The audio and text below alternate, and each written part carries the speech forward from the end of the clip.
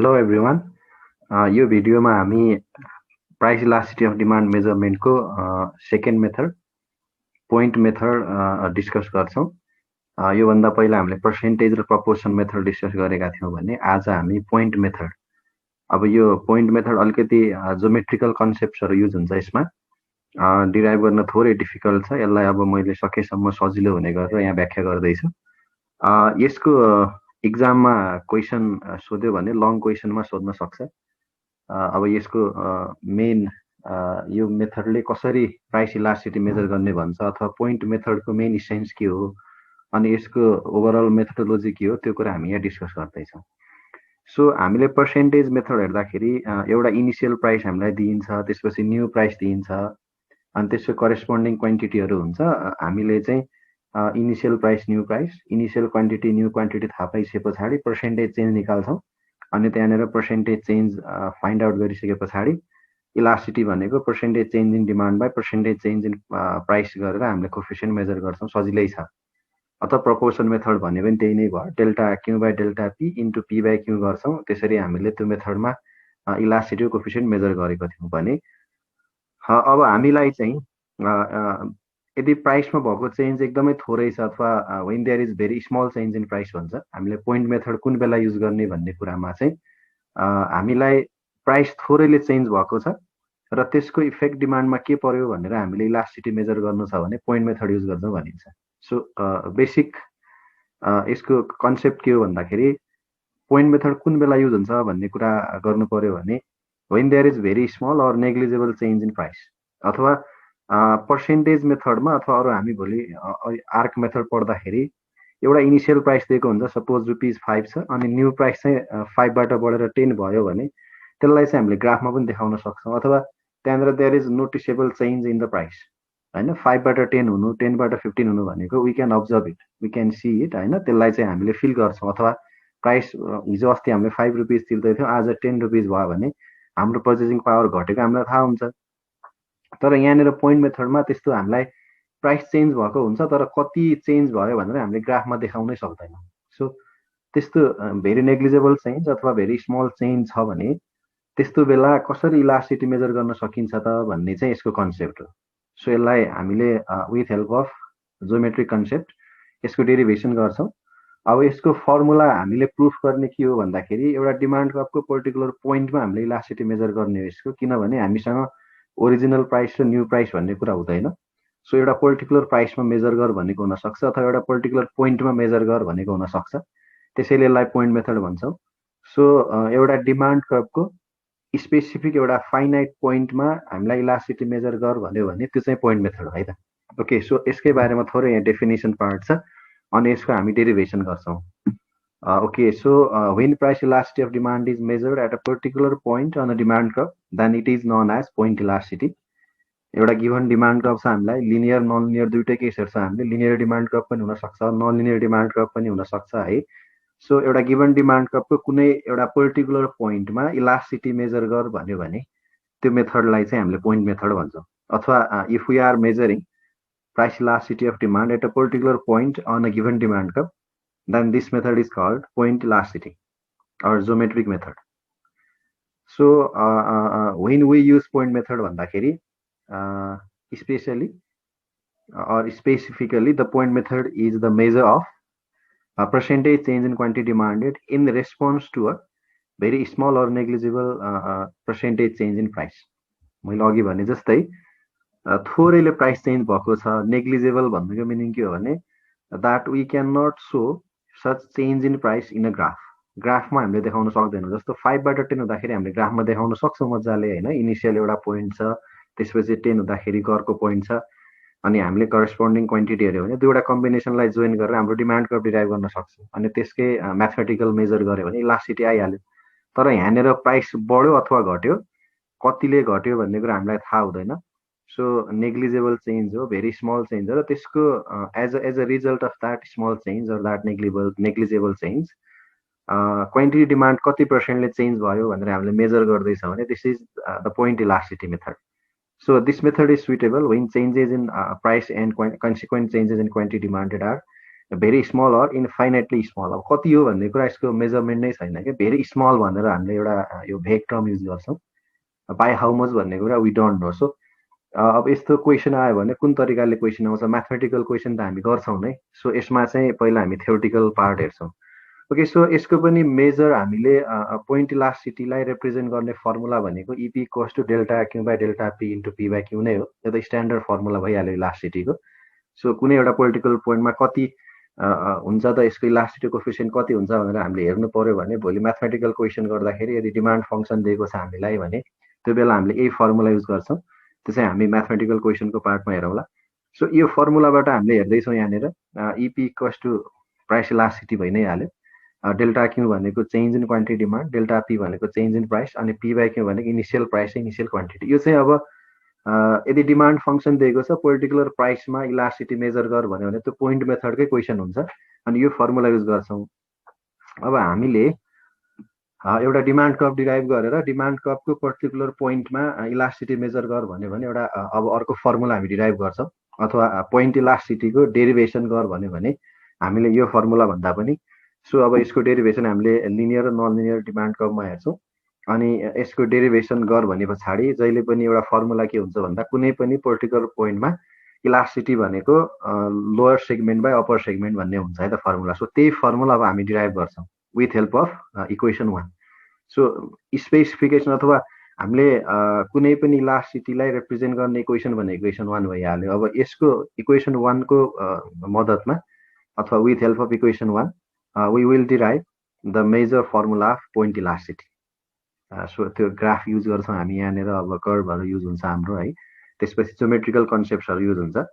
हामीले चाहिँ यो करेस्पोन्डिङ एङ्गलको कन्सेप्ट युज गर्छौँ। त्यसपछि यो सिमिलर ट्रायङ्गलहरूको कन्सेप्ट युज गर्छौँ। एक दुईवटा प्रोपर्टीहरू युज गर्छौँ। त्यो चाहिँ सानो प्रोपर्टी छ, हामीलाई यहाँ डिटेलमा जानु पर्दैन, जस्ट त्यसको सर्टेन फिचर्सहरू हामीले युज गर्छौँ डेरिभेसन गर्दाखेरि। Okay, so the method to measure price elasticity of demand by the point or geometric method on linear and non linear demand curve is explain below भनिएको छ।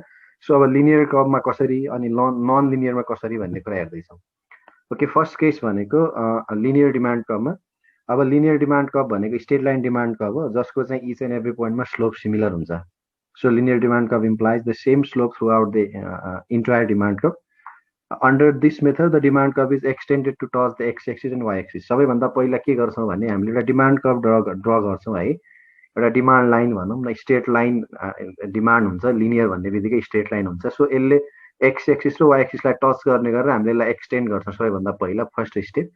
त्यसपछि कुनै पनि पोइन्टमा इलास्टिटी मेजर गर्नु पर्यो भने हाम्रो फर्मुला के हुन्छ, lower segment of the demand curve by upper segment of the demand curve. कुनै पोइन्ट छ, त्यो पोइन्टदेखि हाम्रो एक्स एक्सिससम्मको भाग कति छ त्यसलाई लोअर सेगमेन्ट भन्छौँ भने त्यो पोइन्टदेखि वाइ एक्सिससम्मको भाग कति छ त्यसलाई अप्पर सेगमेन्ट भन्छौँ। So lower segment divide by upper segment गऱ्यो भने त्यहाँनिर इलास्टिटीको कोफिसिएन्ट मेजर हुन्छ। सो यो फर्मुला हामीले प्रुफ गर्दैछौँ क्या। अब यो इक्जाममा मैले अघि भने जस्तै यदि यसो डेरिभेसन गर भन्यो भने लङ क्वेसन टाइपको क्वेसन हुनसक्छ। सो यसको प्रुभ गर्नको लागि let us take a point on linear demand curve. अहिले यसको ग्राफ पनि आउँदैछ। And measure the elasticity of demand at the same point. So D1 मैले यहाँ डिमान्ड कर्भ हेरेको छु अनि त्यसको एउटा आर भन्ने पोइन्टमा हामीले इलास्टिटी मेजर गर्नुपर्ने छ। अब यो चाहिँ तपाईँहरूले लेख्नु पर्यो है, यति कुरा चाहिँ। अब यसलाई सिक्वेन्स तरिकाले कपमा टिप्दै जानुहोस्, मैले यहाँ सकेको बुझाउँछु यो कुरा कसरी कहाँबाट के स्टेप्सहरू आयो भनेर। अनि त्यसपछि यसलाई सम्झिनुहोस्, 2-3 फेर प्र्याक्टिस गर्नु हो भने यो सजिलो हुन्छ है त। एकै फेर प्र्याक्टिस गर्दाखेरि नआउन सक्छ, कहीँनिर कन्फ्युजिङ हुनसक्छ। यसलाई 2-3 फेर रिपिटली हेरेर प्र्याक्टिस गर्नुभयो भने यो एकदमै इजी हुन्छ है त। सो D1 डिमान्ड कर्भ छ, एक्स र वाइ एक्सिसलाई टच गर्छ। अहिले नेक्स्ट स्लाइडमा हाम्रो डिमान्ड कर्भ आइ नै हाल्छ। अनि त्यसको एउटा पर्टिकुलर पोइन्ट आर भन्ने लिन्छौँ र आर पोइन्टमा पोइन्ट इलास्टिटी मेथडबाट इलास्टिटी मेजर गर्दाखेरि उतो फर्मुला हामीले lower segment of the demand curve by upper segment of the demand curve भन्ने फर्मुला हामीले प्रुफ गर्छौँ। ओके, सो हाम्रो यहाँ DD डिमान्ड कर्भ दिएको छ, यसरी एक्स एक्सिस र वाइ एक्सिसलाई टच गर्यो है। Okay, so DD demand curve छ, स्ट्रेट लाइन डिमान्ड कर्भ अथवा लिनियर डिमान्ड कर्भ भयो, touching both of the axis है त। बोथ एक्सिसलाई टच गरेको छ क्वान्टिटी एक्सिस र प्राइस एक्सिसलाई D पोइन्टमा, D र D1 पोइन्टमा। सो इनिसियल प्राइस हामीले OP मान्छौँ।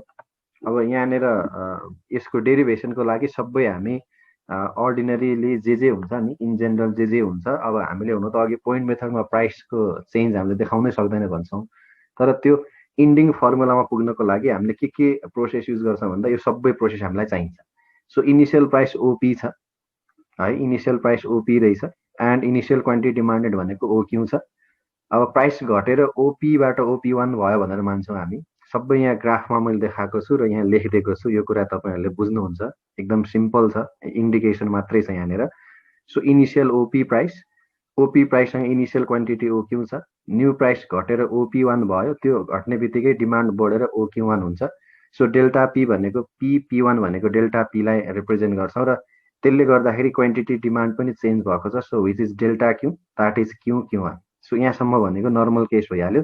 सो आर र एस भन्ने दुईवटा पोइन्ट्सहरू हाम्रो डिमान्ड कर्वमा आयो, र हामीलाई के थाहा छ भन्दा we are trying to measure the elasticity at point R पोइन्टमा इलास्टिसिटी मेजर गर्दैछौँ, र आर पोइन्टमा के आउँछ हाम्रो आन्सर, हामीले के खोज्दैछौँ भन्दा RD1/dr भन्ने फर्मुला हामीले प्रुफ गर्न खोज्दैछौँ यहाँनिर। ओके, किनकि आर पोइन्टमा इलास्टिसिटी भनेको according two point method lower segment by upper segment हो। लोवर सेगमेन्ट भनेको RD1 हुन्छ भने अप्पर सेगमेन्ट भनेको RD हुन्छ अथवा DR। सो RD1/dr भन्ने पोइन्ट फर्मुला हामीले यहाँ प्रुफ गर्न खोज्दैछौँ। त्यसको लागि चाहिने बेसिक कुराहरू के भयो, initial price OP, new price OP one, so change in price PP1 अथवा RT भन्न सक्छौँ है त, RT पनि भन्न सक्छौँ, किनभने PP1 र RT भन्नु एउटै हो, दुईवटा प्यारलल लाइन हुन्। सो PP1 को लेन्थ जति छ RT को पनि लेन्थ त्यति नै छ, त्यसलाई RT भन्न सक्छौँ। ओके, त्यसरी नै अब PP1 बाट आएको चेन्ज चाहिँ Q1 हो क्वान्टिटीमा, इनिसियल क्वान्टिटी ओक्यू छ, न्यू क्वान्टिटी ओक्यू1 भएको छ, अनि त्यहाँनिर हामीले चेन्ज इन क्वान्टिटी हेऱ्यौँ भने डेल्टा क्यू छ, त्यसलाई Q1 भन्न पनि सक्छौँ अथवा TS पनि भन्न सक्छौँ। ओके, सो अब हाम्रो बेसिक फर्मुला के हो त भन्दाखेरि, कुनै पनि इलास्टिसिटी मेजर गर्नु पर्यो, प्राइस इलास्टिसिटीको मेजर फर्मुला के हो भन्दाखेरि EP equals to delta Q by delta P into P by Q. अब यहाँनिर भ्यालु सब्स्टिट्युट गर्छौँ, डेल्टा क्यू भनेको Q1 छ, Q1 हाम्रो इनिसियल भ्यालु हो, अब त्यसलाई हामीले टीएसले अहिले रिप्लेस गर्छौँ एकैछिनमा। सो इनिसियली तपाईँहरूले के लेख्नु पर्यो भन्दा हाम्रो जुन अहिलेको इक्वेसन छ नि, यो हाम्रो सुरुको इक्वेसन नम्बर 1 मा हामीले भ्यालु सब्स्टिट्युट गर्छौँ, delta Q by delta P into P by क्यूमा। हाम्रो डेल्टा क्यू भनेको Q1 छ, अनि डेल्टा पी भनेको PP1 छ, इन्टु पी भनेको इनिसियल प्राइस हो which is OP, and initial quantity भनेको ओक्यू हो, सो ओक्यू राख्छौँ, द्याट इज इक्वेसन 2। अब हामीले फिगर हेर्दाखेरि Q1 भनेको टीएस छ, PP1 भनेको आरटी अथवा टीआर जे भने पनि भइहाल्यो, एउटै कुरा आरटी र टीआर भन्नु।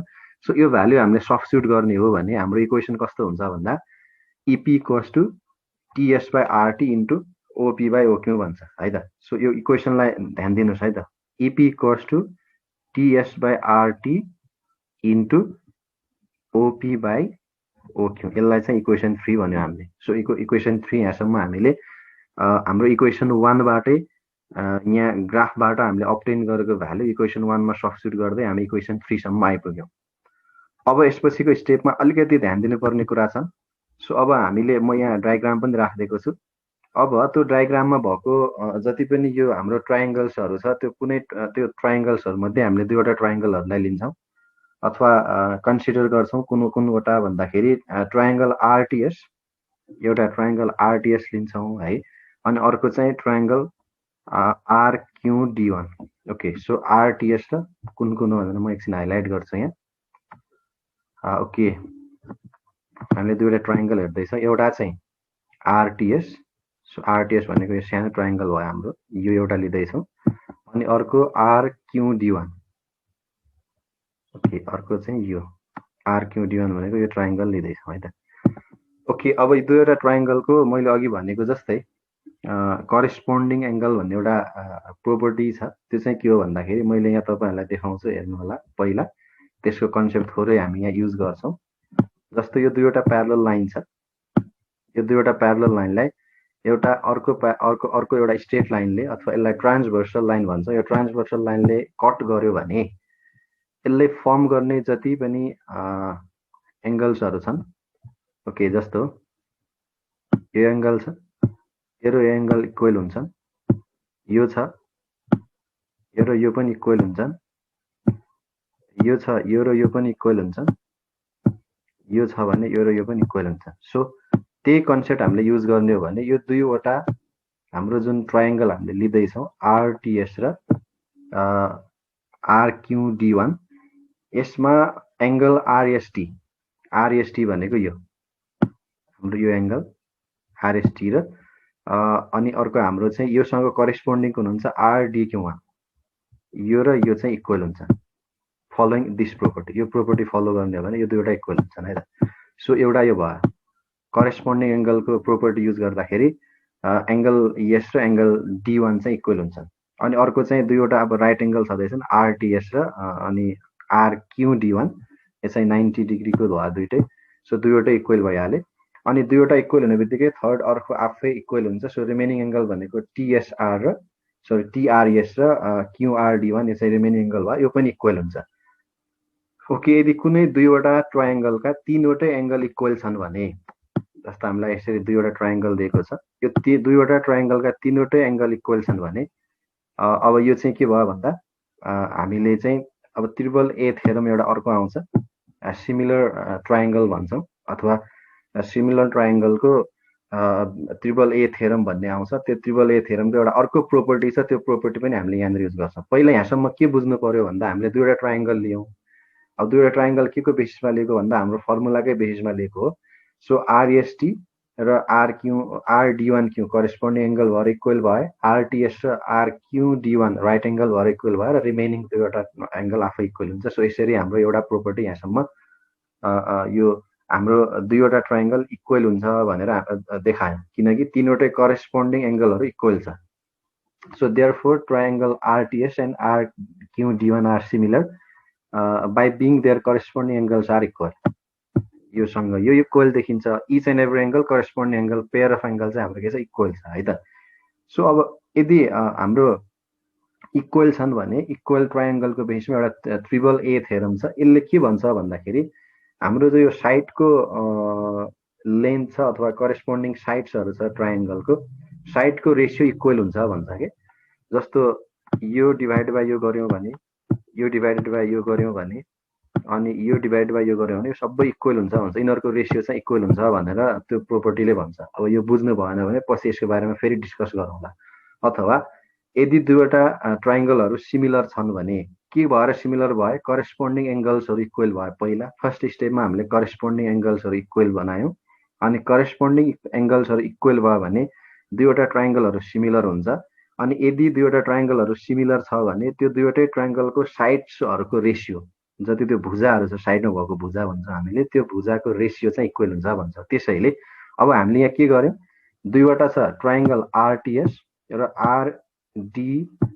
आरक्यूडी1 छ है। यो एकचोटि यसलाई अझ मजाले बुझौँ, आरटीएस र आरक्यूडी1 छ। अब मैले के गरेँ भन्दा a property of similar triangles is that the ratio of their corresponding sides are equal. Okay, अब यो साइड इक्वल हुन्छ भन्ने एउटा प्रोपर्टी छ। सो त्यो प्रोपर्टी हेर्दाखेरि अब टीएस बाई टीआर, टीएस यो हेऱ्यौँ अनि टीआर यतापट्टि, TS by TR equals to, अब यो टीएस हेर्दाखेरि यता के आउने भयो, क्यूडी1 आउने भयो।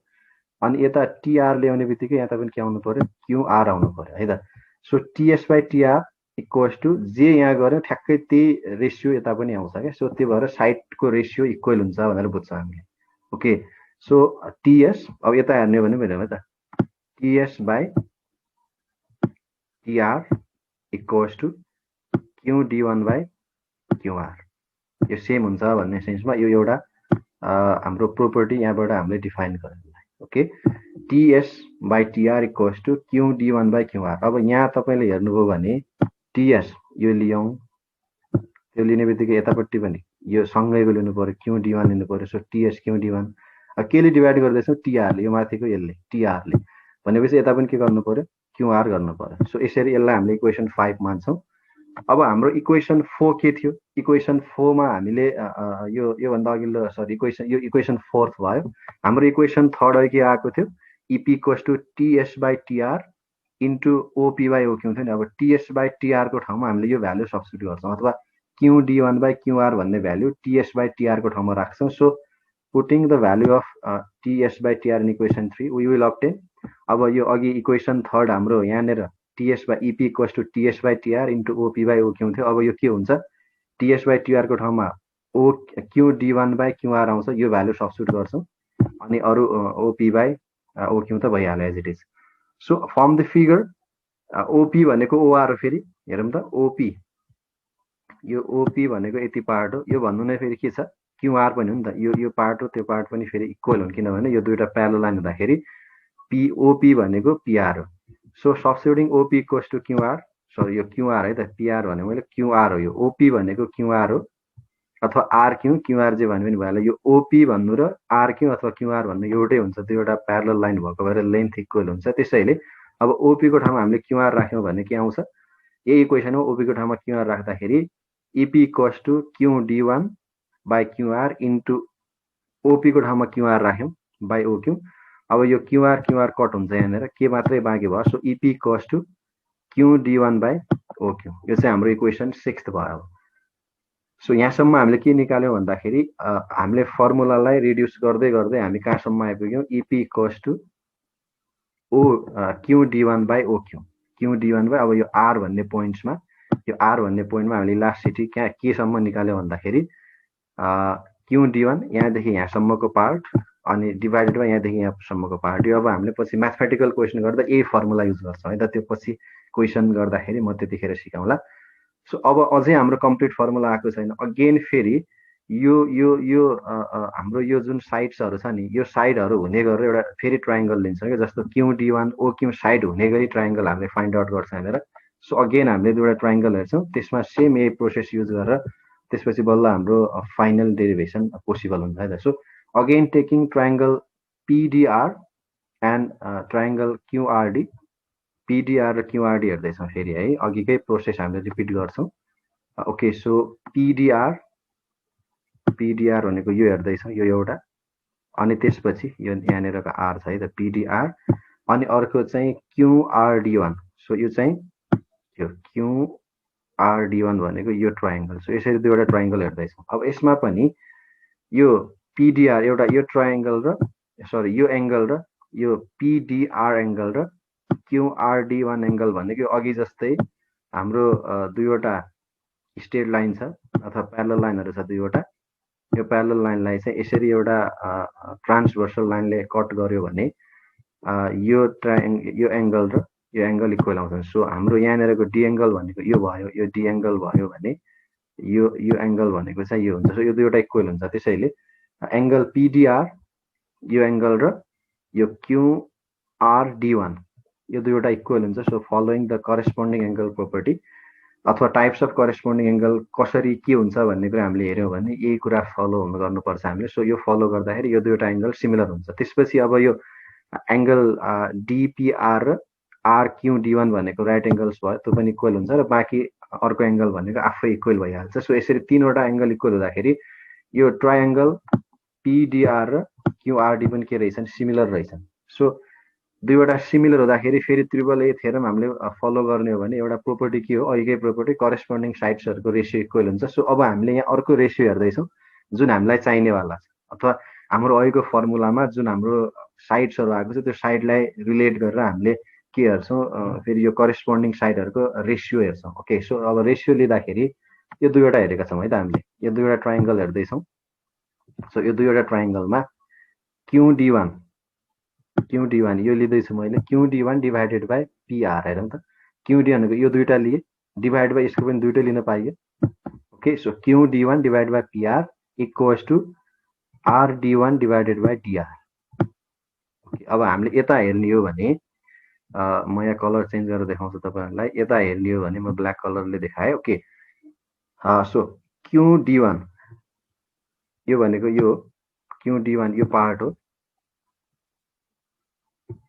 सो क्युडी1 भनेको यो पार्ट हो, यो पार्ट डिभाइडेड बाई अब यसको करेस्पोन्डिङ पार्ट कुन हुन्छ, हाम्रो यो हुन्छ नि त यो ट्राइङ्गलमा होइन, PR. So QD one by PR okay equals to, अब यो पनि हेर्छ, यो यो यो यो करेस्पोन्डिङ साइड्सहरू इक्वल हुन्छ भनेको छ। सो आरडी1 यो डिभाइडेड बाई यो गर्न सक्छौँ, यो दुईवटाको यो QD one divided by PR equals to RD one divided by DR गर्न सक्छ। सो यो किन भन्दा ट्रिपल ए प्रोपर्टीले के भन्छ भने यदि ट्रायङ्गल्सहरू इक्वल छन् भने करेस्पोन्डिङ साइड्सको रेसियो पनि इक्वल हुन्छ। सो त्यही प्रोपर्टी फलो गर्दाखेरि हामीले यहाँसम्म फाइन्ड आउट गर्न सक्छौँ। ओके, सो यति कुरा बुझिसके पछाडि अब हामीले फर्दर प्रोसिडिङमा जान्छौँ। फर्दर के हेर्न सक्छौँ भन्दा अब यो भ्यालुलाई हामीले इक्वेसन 7 को रूपमा लियौँ। ओके, अब योभन्दा पहिलो इक्वेसन हाम्रो के थियो, त्यो इक्वेसनमा हामीले सब्स्टिट्युट गर्ने हो भने ओके फर्म फिगर क्युआर भनेको ओपी छ। फेरि यो क्युआर हेर्दाखेरि हाम्रो ओके क्युआर भनेको ओपी, यो अघिको हामीले यो यति पार्टलाई ओपी भनेका थियौँ होइन। सो यो दुईटा प्यारलल लाइन भएर इक्वलको रूपमा लिन सक्छौँ। सो फर्म इक्वेसन 7 हामीले के भन्न सक्छौँ अब पिआरको ठाउँमा ओके यो QR equals to OP. So यो क्युआर भनेको हाम्रो ओपी भयो भने पिआर भनेको कति हुन्छ, यो पिआर भनेको फेरि हाम्रो ओक्यू हुन्छ है त। यो यताउता सब्स्टिट्युट गर्नुपर्ने हुन्छ हामीले यो फाइनल फर्मुला डिराइभ गर्नको लागि। ओके, सो यही दुईटा भ्यालु हामीले यहाँ सब्स्टिट्युट गर्दैछौँ। सो फर्म इक्वेसन 7 अब यो क्यू डी1 बाई पिआर, पिआरको ठाउँमा हामीले के राख्यौँ ओक्यू सब्स्टिट्युट गऱ्यौँ, पिआरको ठाउँमा ओक्यू सब्स्टिट्युट गर्दैछौँ। So it is OQ equals to R D one by DR त हाम्रो यहाँनिर जुन यो फर्मुला आयो हाम्रो त्यही मेजर गर्यो। ओके, सो अब यो कम्बाइनिङ इक्वेसन 6 एन्ड 7, इक्वेसन 6 एन्ड 8, अब हाम्रो चाहिँ यो 8th इक्वेसन भयो। योभन्दा पहिला हाम्रो 6th इक्वेसन के छ एकचोटि हेरौँ है त। हाम्रो 6th इक्वेसन के छ भन्दा हामीले योभन्दा पहिला डिराइभ गरेको 6th इक्वेसन यो इपी इक्वल्स टु हेर्नुहोस् त, EP equals to Q D one by OQ छ। यो चाहिँ हाम्रो 6th इक्वेसन भयो है। EP equals to Q D one by OQ, यो अघिल्लो स्टेपबाट प्रोपाउन्ड गऱ्यौँ भने यहाँ अब यो अरू फर्दर प्रोपर्टीहरू हामीले फलो गरेर यो 8th इक्वेसन के निकाल्यौँ Q D one by OQ equals to R D by DR. अब हामीले यो दुईवटालाई लिङ्क गर्ने हो भने अब हाम्रो इपी इक्वल्स टु के आएको छ क्यू डी1 बाई ओक्यू आएको छ। सो यही भ्यालु छ कि छैन, योभन्दा अघिल्लो इक्वेसनमा इपी इक्वल्स टु हामीले के लेखेको छौँ EP equals to Q D one by OQ छ। सो यसको भ्यालु के आउँछ आर डी1 बाई डिआर। यसलाई हामीले इक्वेसन 6 मा सब्स्टिट्युट गर्ने हो भने हाम्रो इपी इक्वल्स टु कति आउँछ आर डी1 बाई डिआर। अब यो आर डी1 भनेको लोअर सेगमेन्ट भयो यहाँदेखि यहाँसम्मको पार्ट, र यहाँदेखि यो डिआर भनेको चाहिँ अप्पर सेगमेन्ट भयो। सो फाइनली हामीले lower segment of the demand curve by upper segment of the demand curve भनेर यसरी by using the concept of geometry यो फर्मुला हामीले एट द इन्ड डिराइभ गर्न सक्छौँ। सो यो चाहिँ हाम्रो के भयो ओभरअल मेथड भयो in case of linear demand curve. So यहाँनिर एक दुईवटा कुराहरू सम्झिनु पर्ने हुन्छ, अरू सजिलै चाहिँ यसलाई सिक्वेन्सली प्र्याक्टिस गर्नु बुझिन्छ। अब सेकेन्ड केस के हुन्छ भन्दा नन लिनियर डिमान्ड कर्भमा कसरी डिराइभ गर्ने त भन्ने आउँछ के। अब यो लिनियरकै केसमा सो हामीले डिफ्रेन्ट पोइन्ट्सहरू हेर्ने हो भने मानव पोइन्ट सीमा छ, पोइन्ट सीमा lower segment by upper segment. अब यो सबै लोअर सेगमेन्ट भनेको पुरै एलडी पार्ट लोअर सेगमेन्ट हो, अप्पर 0 छ, समथिङ बाई 0 भनेपछि इन्फिनिटी भयो। At the point M lower segment भनेको एमडी छ, अप्पर भनेको सिएम छ। So lower segment is higher than upper segment, MD को पार्ट धेरै छ सिएम भन्दा। सो एमडी बाई सिएम गर्दा ग्रेटर देन 1 आउँछ। अनि एट द पोइन्ट एनमा चाहिँ हाम्रो एनडी बाई सिएन आउँछ, यो चाहिँ मिडिलतिर छ त्यही भएर इक्वल टु 1 आयो।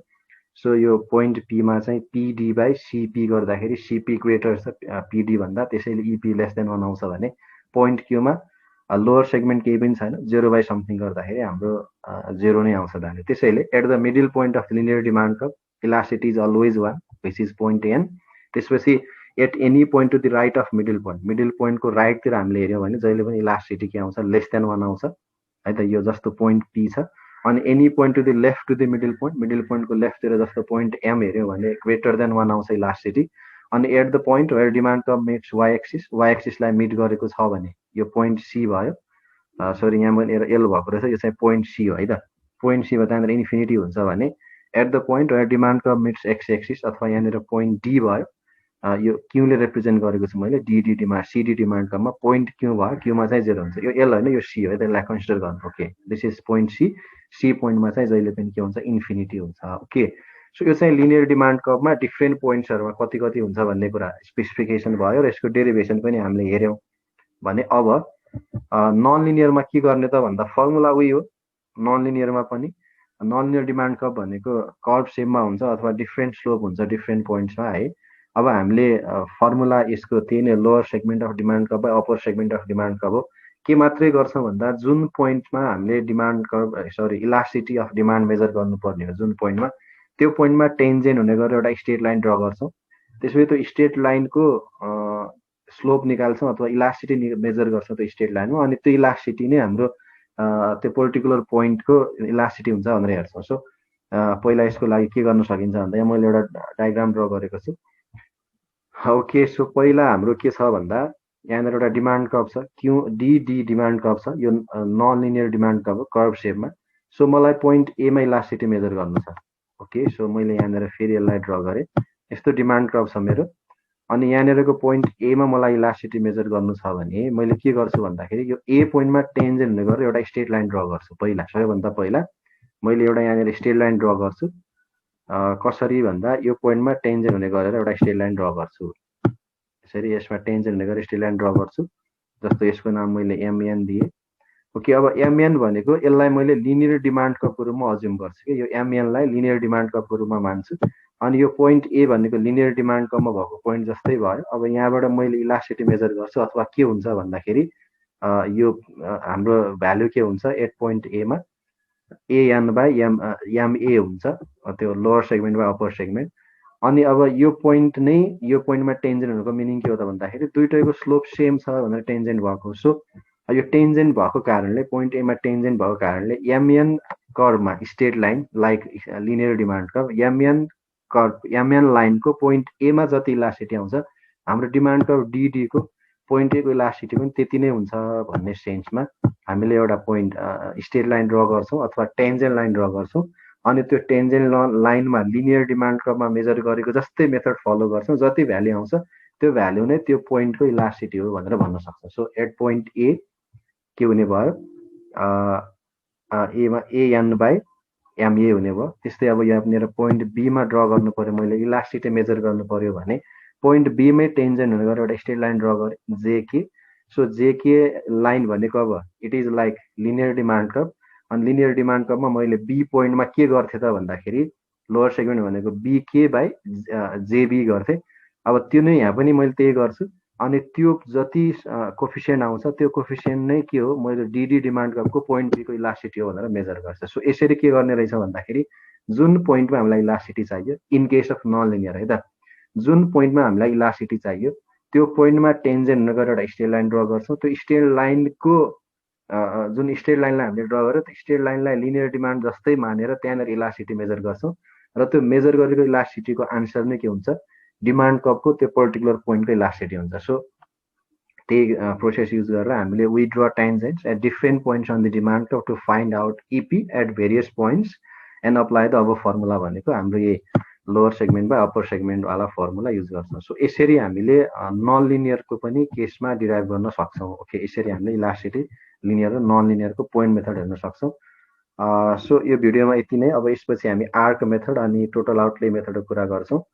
अब यसमा केही कुरा बुझ्नु भएको छैन भने कमेन्ट्स गर्नु होला है। Okay, thank you.